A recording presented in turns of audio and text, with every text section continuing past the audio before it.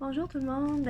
Aujourd'hui, comme prévu, dans le fond, je vais vous parler de la cyberdépendance. Pour commencer, là, c'est un sujet qui est assez vaste, comment je pourrais dire ça, plutôt profond. Il y a beaucoup de complexité à travers tout ça. Aujourd'hui, moi, je veux faire ça assez bref, assez simple. Vous donner là, des petites pistes de solutions, comment prendre conscience de ce que c'est, si vous vivez cette problématique-là, puis comment vous pouvez commencer à enchaîner des solutions là, pour pouvoir vous en sortir tranquillement. Je vous dis que c'est vraiment un bref résumé de tout ce que ça peut engendrer. Je vais commencer. Dans le fond, moi, j'ai fait la lecture de ce livre-là que j'ai loué à la bibliothèque municipale de Sherbrooke. À ce moment-là, je demeurais là-bas.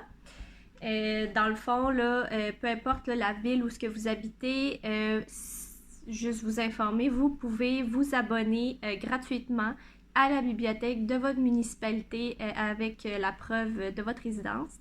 Ceux qui demeurent dans la municipalité peuvent s'abonner gratuitement. Sinon, c'est possible de s'abonner. Par contre, ça coûte des sous pour un abonnement.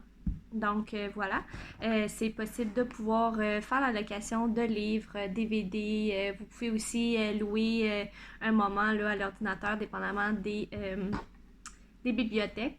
C'est sûr que, étant donné les circonstances, avec la nouvelle zone rouge qui vient de réapparaître, il y a des choses là, qui vont entrer en vigueur, mais normalement, c'est comme ça que ça fonctionne.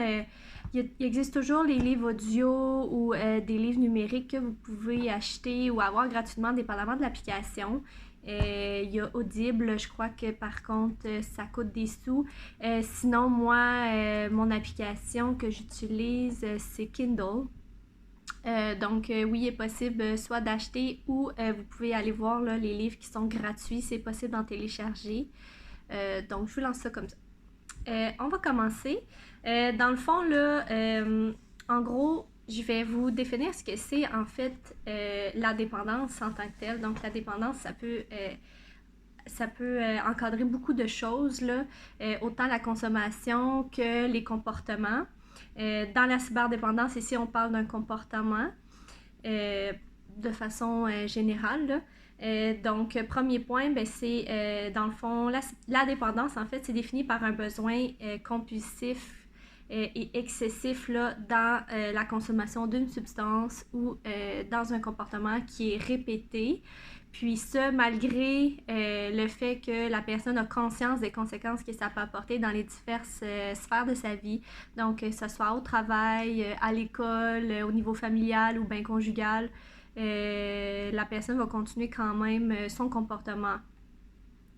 Ensuite de ça, dans le fond, la dépendance, elle est là de prime abord là, pour soulager des tensions, un mal-être ou des malaises face à des situations que la personne elle vit, puis face en fond à la privation, à l'abstinence de cette utilisation-là, peu importe là, que ce soit les technologies ou des substances quelconques qu'on peut inhaler ou peu importe là.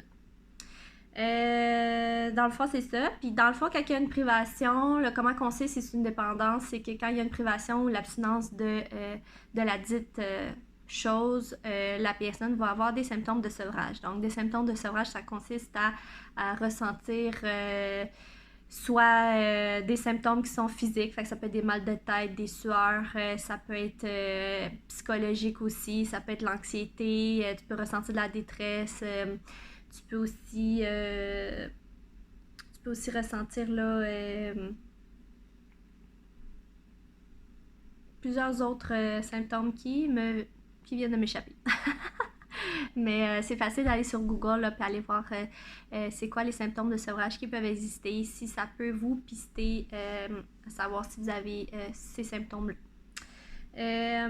Ensuite de ça, c'est quoi la cyberdépendance? Dans le fond, c'est l'utilisation excessive et répétée des outils technologiques, que ce soit ordinateur, tablette, cellulaire, que ce soit les réseaux sociaux, les jeux en ligne, la pornographie même. Dans le fond, c'est un peu ça. Puis l'intensité, la fréquence, puis les conséquences néfastes que ça apporte, c'est là où on va déceler qu'il y a un problème. Là. En gros, c'est ça. J'ai pris des petites notes parce qu'il y a beaucoup de choses. Fait qu'il fallait que je fasse un petit tri là-dedans.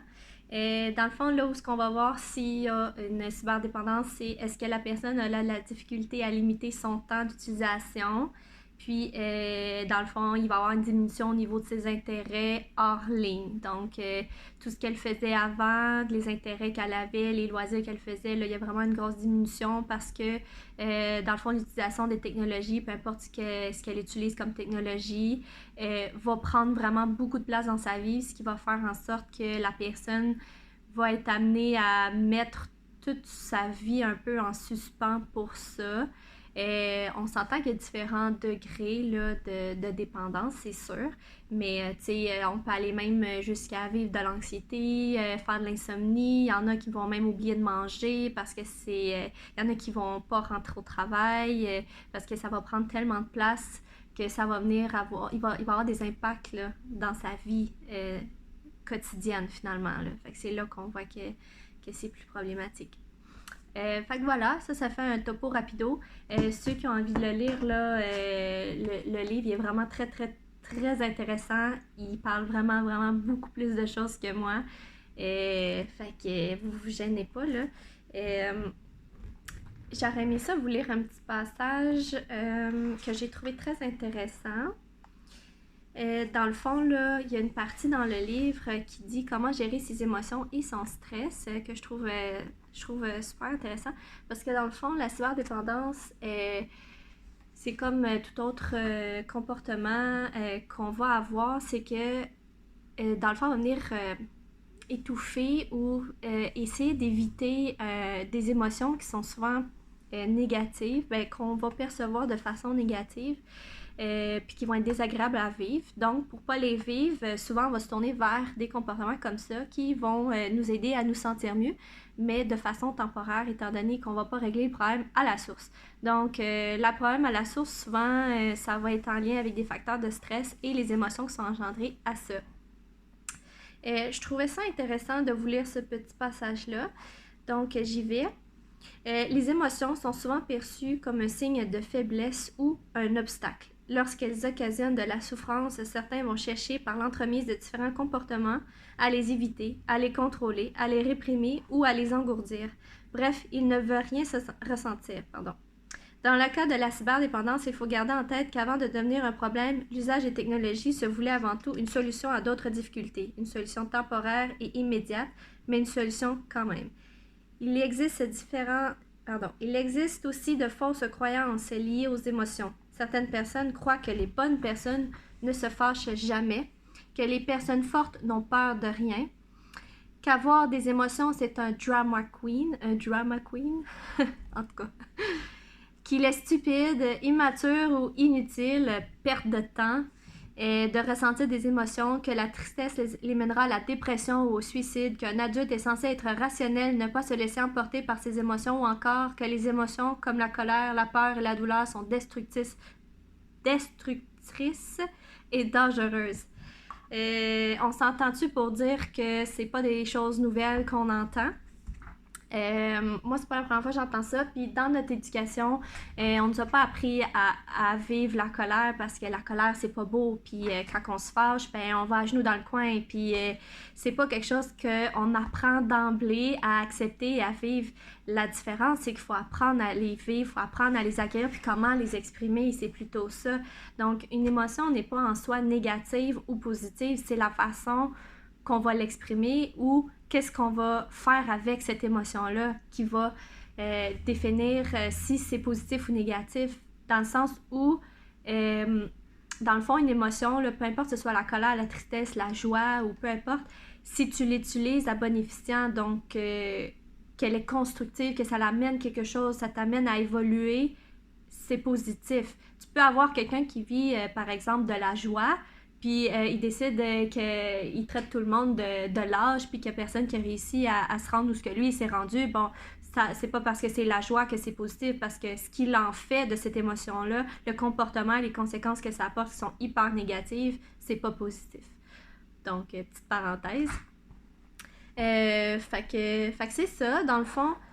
Faut juste pas oublier que dans le fond, les émotions, c'est important de les vivre, c'est sain de les vivre, c'est ce qui va nous amener à évoluer, à grandir, c'est ce qui nous aide à guérir aussi, et que c'est normal de vivre des choses face à des situations, face à des pertes et tout ça. Puis c'est important de les vivre parce que plus qu'on les étouffe, plus qu'on développe des comportements qui sont pas sains pour nous, et on vit de plus en plus d'anxiété face à ça, puis on règle pas le problème. Fait que, en gros, ça ressemble à ça. Fait que voilà, je voulais vous lire cet extrait-là. Puis sinon, là, petite piste de solution, ben, dans le fond, 1 heure ou 2 avant d'aller se coucher, pour vous aider là, au niveau du sommeil, juste de ne pas utiliser votre écran, étant donné que la lumière bleue va inhiber la sécrétion de la mélatonine, qui est l'hormone du sommeil. Dans le fond, c'est ce qui va vous aider à dormir. Fait que, petits trucs comme ça. Exemple, moi, là, tout ce qui est journaux d'introspection, mon journal quotidien, je faisais tout ça à l'ordinateur. Maintenant, j'ai essayé de transférer ça dans un cahier que j'écris à la main pour diminuer mon nombre d'utilisations, finalement, des technologies, comme mon ordinateur ou cellulaire. Donc, le soir, je vais prendre mon bain puis je fais mon journal d'introspection dans mon cahier. Bon, fait que je fais ça. Le matin, la même chose, je fais ça dans mon petit cahier, je prends mon café avec ma fille, puis c'est bien plaisant. Ça évite d'avoir toujours un écran en avant du visage. De ne pas toujours répondre dès que... Ben, comment je pourrais dire ça? Dans le fond, de ne pas toujours se précipiter à répondre à la moindre seconde, à la moindre personne qui t'écrit. Puis de comme lâcher prise par rapport à ça peut t'aider éventuellement à comme décrocher puis de ressentir moins d'anxiété face à ça, parce que c'est quelque chose qui peut se vivre et c'est quelque chose que moi je vis moi-même et je suis en train d'apprendre à faire. Quand je vois que c'est pas quelque chose qui est urgent, je respecte ma limite, puis je veux pas me causer plus d'anxiété qu'il y en a. Fait que dans le fond, j'essaie de mettre des restrictions, de mettre des temps. Donc, par exemple, le fait que je dis, bon, ben moi, je vais sur mon cellulaire le matin, après mon déjeuner, je vais avoir mes choses, puis le soir, après le souper, je décide que je vais le voir un peu, puis dans le fond, je peux mettre, je sais pas, vous pouvez vous mettre un exemple, 30 minutes à 1 heure maximum en ligne que vous utilisez votre technologie, puis vous avez des plages où vous l'utilisez. Puis, tu sais, c'est seulement pour donner un exemple qu'il faut mettre un cadre dans l'utilisation des technologies, et c'est tout aussi important pour nous que pour les enfants, les parents, c'est d'encadrer l'utilisation, de mettre des temps limites dans l'utilisation aussi, pour pas qu'on développe là, justement des problèmes en lien avec ça. De continuer de faire des activités qui sont hors ligne. Donc, tout ce que vous faites qui ne nécessite pas votre cellulaire ou votre ordinateur, faites-le ou ajoutez-en. Faites de la lecture, faites du sport, allez dehors, faire de la randonnée, aller jouer au tennis, faire du vélo. L'été s'en vient, on en profite. Faire de la lecture, de l'écriture, jouer de la musique, danser. Écoute, il y a plein de choses à faire. Vous pouvez faire du bricolage, de l'art. Moi, j'en fais beaucoup. Méditation, yoga, vous pouvez décider de commencer à faire un cours en ligne que ça fait longtemps que vous voulez faire, faites-le, c'est des choses qui sont gratifiantes, mais qui vous permet, là, c'est ça, de vous sortir la tête un peu de toutes les technologies ou réseaux sociaux, tout ça. Fait que ça ressemble à ça, je crois. Je pense que j'ai fait le tour. Donc, je sais pas si j'ai tout dit, là, parce qu'il y a vraiment beaucoup de choses à dire sur ce sujet-là. S'il y en a qui ont des questions ou qui ont envie que je pousse un peu ou que je vous envoie des infos supplémentaires, vous vous gênez pas, ou je peux simplement répondre à vos questions, là.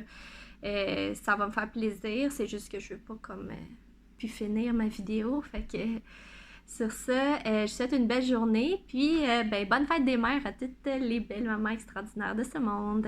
Bye!